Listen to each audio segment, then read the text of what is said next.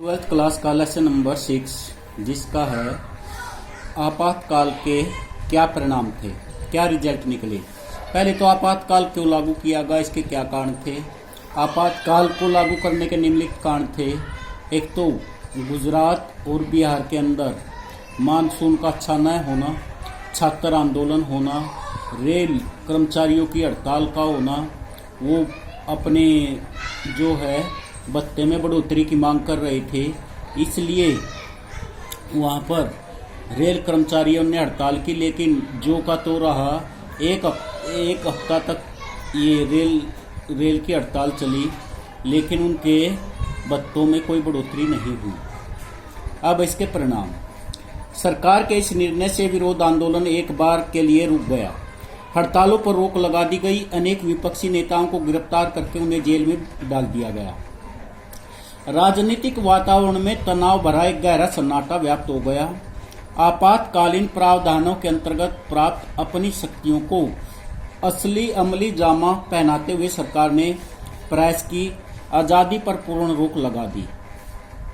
समाचार पत्रों से स्पष्ट कह दिया कि वह कुछ भी छापने से पहले अनुमति लेना आवश्यक है। इसे प्रेस सेंसरशिप के नाम से भी जाना जाता है। सामाजिक और सांप्रदायिक गड़बड़ी की आशंका की स्थिति में सरकार ने राष्ट्रीय स्वयंसेवक संघ RSS और जमाते इस्लामी पर प्रतिबंध लगा दिया। धरना प्रदर्शन और हड़ताल की भी अनुमति नहीं दी गई थी। सबसे महत्वपूर्ण बात तो यह थी कि आपातकालीन प्रावधानों के अंतर्गत नागरिकों को संवैधानिक तौर पर मिलने वाले मौलिक अधिकार निष्प्रभावी हो गए। उनके पास अब यह अधिकार भी नहीं रहा कि मौलिक अधिकारों की बहाली के लिए अदालत का दरवाजा खटखटाए। सरकार द्वारा निवारक नजरबंदी का व्यापक रूप से इस्तेमाल किया गया। इस प्रावधान के अंतर्गत लोगों को गिरफ्तार इसलिए नहीं किया जाता था कि उन्होंने कोई अपराध किया है, बल्कि उसके उलट इस प्रावधान के अंतर्गत लोगों को इस आशंका से गिरफ्तार किया जाता कि वे कोई अपराध कर सकते हैं। सरकार ने आपातकाल के दौरान निवारक नजरबंदी अधिनियमों का प्रयोग करके व्यापक स्तर पर गिरफ्तारियां की। जिन राजनीतिक कार्यकर्ताओं को गिरफ्तार किया गया, वे बंदी प्रत्यक्षीकरण याचिका की मदद से अपनी गिरफ्तारी को अदालत में चुनौती भी नहीं दे सकते थे। गिरफ्तार लोग अथवा उनकी ओर से किन्हीं और ने उच्च न्यायालय और सर्वोच्च न्यायालय में अनेक मामले दायर किए, लेकिन सरकार का कहना था कि गिरफ्तार लोगों को गिरफ्तारी का कारण बताना बिल्कुल आवश्यक नहीं है। कई उच्च न्यायालयों ने फैसला दिया कि आपातकाल की घोषणा के बावजूद भी अदालत किसी व्यक्ति द्वारा दायर की गई ऐसी बंदी प्रत्यक्षीकरण की याचिका को विचार के लिए स्वीकार कर सकती है जिसमें उसके अपनी गिरफ्तारी को चुनौती दी हो। 1976 के अप्रैल माह में सर्वोच्च न्यायालय को संवैधानिक पीठ ने उच्च न्यायालयों के फैसले को उलट दिया और सरकार की दलील स्वीकार कर ली। तो इसमें ये उभर कर आया कि जब इमरजेंसी लागू की गई तब व्यक्ति के जो मौलिक अधिकार है वो भी अपने आप खत्म हो गए, क्योंकि व्यक्ति को 6 मौलिक अधिकार प्रदान किए गए हैं हमारे संविधान के अंदर। 6 फंडामेंटल राइट्स हैं। तो उन 6 फंडामेंटल राइट्स को अब सरकार ने समाप्त कर दिया और उनमें सबसे महत्वपूर्ण अधिकार है संवैधानिक उपचारों का अधिकार, जो इन मौलिक अधिकारों की रक्षा करता है। तो न्यायालय ने उच्च न्यायालय में कोई अपील लेकर जाता था कि बताइए किस कारण से उसको भाई जेल में भेजा गया है, तो सर्वोच्च न्यायालय उसको कोई कारण नहीं बताता था। इसमें सर्वोच्च न्यायालय के इस फैसले से नागरिकों के लिए अब अदालत के दरवाजे भी बंद हो गए। इस फैसले को सर्वोच्च न्यायालय के सर्वाधिक विवादास्पद फैसलों में एक माना गया। आपातकाल की मुखालफत और प्रतिरोध की अनेक घटनाएं घटी। पहले दौर में जो राजनीतिक कार्यकर्ता गिरफ्तारी के से किसी प्रकार बच गए थे वे भूमिगत हो गए और उन्होंने सरकार के विरुद्ध मुहिम छेड़ दी। इंडियन एक्सप्रेस और स्टेटसमैन जैसे अखबारों ने प्रेस पर लगी सेंसरशिप का जमकर विरोध किया। जिन समाचारों को छापने से रोका जाता उनके स्थान को ये अखबार खाली छोड़ देते थे। सेमिनार और मेन स्ट्रीम जैसी पत्रिकाओं ने सेंसरशिप के समक्ष घुटने टेकने की बजाय बंद होना मुनासिब समझा। सेंसरशिप को धक्का बताते हुए गुपचुप तरीके से अनेक न्यूज़लेटर और लीफलेट्स निकाले गए। पद्म भूषण से सम्मानित कन्नड़ लेखक शिवराम करांत और पद्म श्री से सम्मानित हिंदी लेखक फणीश्वर नाथ रेणु ने लोकतंत्र के दमन के विरोध स्वरूप में अपनी अपनी पदवी सरकार को लौटा दी।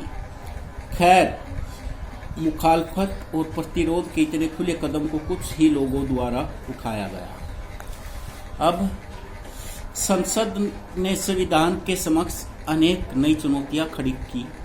इंदिरा गांधी के मामले में इलाहाबाद उच्च न्यायालय के फैसले की पृष्ठभूमि में संविधान में संशोधन किया गया। इस संशोधन के जरिए प्रावधान किया गया कि प्रधानमंत्री, राष्ट्रपति और उपराष्ट्रपति पद के निर्वाचन को अदालत में चुनौती नहीं दी जा सकती। आपातकाल के दौरान ही संविधान का 42वां संशोधन पारित हुआ। आप पढ़ चुके हैं कि इस संशोधन से मार्फत संविधान के विभिन्न भागों में परिवर्तन किए गए। 42वें संशोधन के मार्फत हुए इन परिवर्तनों में से एक था देश की विधायिका के कार्यकाल को 5 वर्ष से बढ़ाकर 6 वर्ष करना। 42वें संशोधन के द्वारा क्या किया गया कि भाई जो संसद का, जो लोकसभा का कार्यकाल है, उसको 5 वर्ष से बढ़ाकर 6 वर्ष कर दिया गया। यह व्यवस्था सिर्फ आपातकाल की अवधि वर्ष के लिए नहीं की गई, इसे आगामी दिनों में भी स्थायी तौर पर लागू किया जाना था। इसके अलावा अब आपातकाल के दौरान चुनाव को 1 वर्ष के लिए स्थगित किया गया। इस प्रकार देखा जाए तो 1971 के बाद अब चुनाव 1976 की जगह 1978 में करवाए जा सकते थे। अब है आपातकाल के संदर्भ में विवाद। क्या विवाद हुआ? आपातकाल को भारतीय राजनीति का सबसे अधिक विवादास्पद प्रकरण माना जाता है। इसका यह कारण है कि आपातकाल की घोषणा की आवश्यकता को लेकर विभिन्न नजरिए का होना। दूसरा कारण यह है कि सरकार ने संविधान द्वारा प्रदत्त अधिकारों का इस्तेमाल करके व्यवहारिक रूप से लोकतांत्रिक कामकाज को ठप कर दिया था। आपातकाल के बाद शाह आयोग ने अपनी जांच में पाया कि इस अवधि में बहुत सारी अति हुई।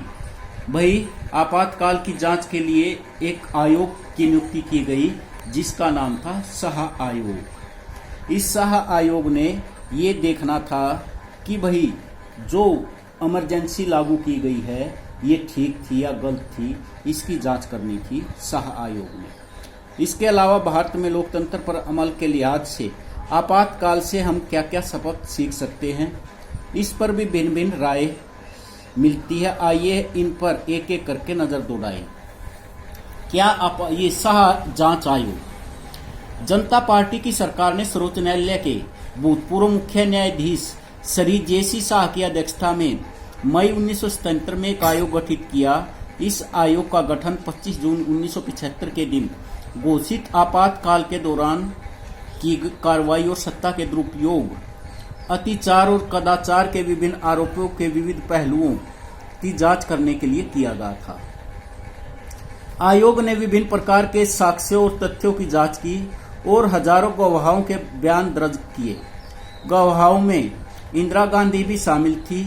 वे आयोग के समक्ष उपस्थित हुए, परंतु उन्होंने आयोग के प्रश्नों का उत्तर देने से इनकार कर दिया। भारत सरकार ने आयोग द्वारा प्रस्तुत 2 अंतरिम रिपोर्टों और तीसरी तथा अंतिम रिपोर्ट की सिफारिशों, पर्यवेक्षणों और निष्कर्षों को स्वीकार कर लिया। इस रिपोर्ट को संसद के दोनों सदनों में भी विचार के लिए रखा गया।